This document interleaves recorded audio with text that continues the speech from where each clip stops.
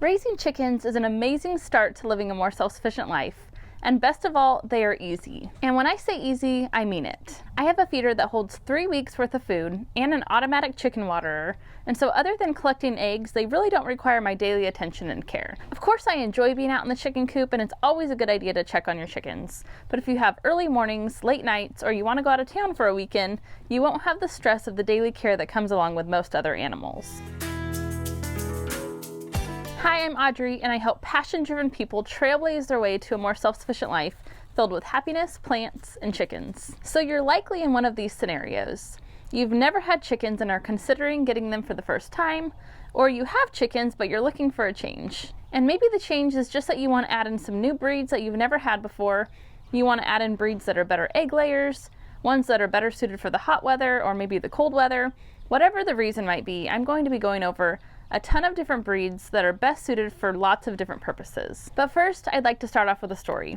When I was really little, my dad had this 2-horse trailer that the chickens lived in, and I vividly remember going in to collect eggs and always getting pecked by the hens. But at that age, I guess I was too young to realize that not all chickens are mean. Years later, my dad built our first coop, and I remember getting a bunch of new chicks, and as they grew up, some turned out to be okay, but most of them not so much. I would have to walk in with a shovel to protect myself from the roosters, and I didn't dare stick my hand under any of the hens to collect eggs. And that is when my search for the most friendly and gentle chicken breeds began. And so maybe you too are looking for the friendliest breeds, which we'll be covering, but I'll also be going over the best egg layers, the best meat birds, dual purpose breeds, those with a good feed to egg conversion ratio, meaning that they'll be cheaper to raise, those that are better suited for the hot weather, as well as a few other great traits. And the best part is that a lot of these breeds have multiple traits. And so today we'll be going over the best breeds so that you know which ones will be right for you. If you're new to raising chickens, I believe the best ones to start out with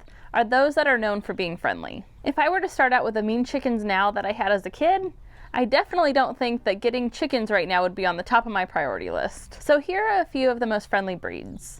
Cochins and light Brahmas, which are also very cold tolerant, but won't do as great if you live in extremely hot areas, as well as Orpingtons and speckled Sussex, which those two will do much better in the hot weather, but they'll be just fine in the cold weather too. The best egg layers are going to be red stars, also known as Isa Browns, black stars, white leghorns, whiting true green, and then one of the most famous and popular breeds, the Rhode Island Red. I always keep a few of each of these breeds in my flock because they are all such great and consistent layers. Of these, the white leghorn and the whiting true green also have a great feed to egg conversion ratio, meaning that they'll be cheaper to raise. If you're looking for breeds to raise for meat, your best bet is going to be Cornish game hens and roosters and Cornish rocks. These are each strictly meat birds, and some are ready to butcher as early as 3.5 to 4 weeks of age. But if you're looking for a breed that can be used as an egg-laying hen and then later on butchered for meat, Barred Rocks,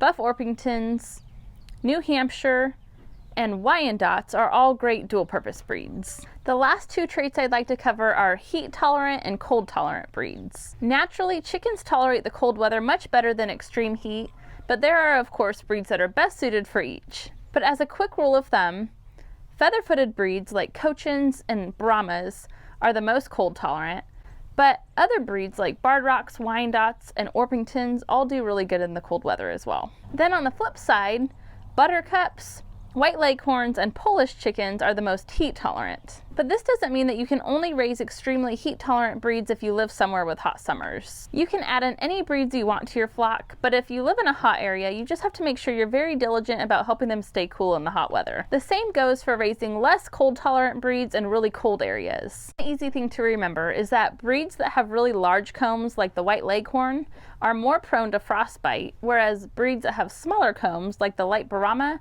are not. But now that you have a better understanding of the best chicken breeds to raise, let's go over the next important topic, which is coop design. Be sure to join me in this video right here where I will be covering all of the most important elements of coop design.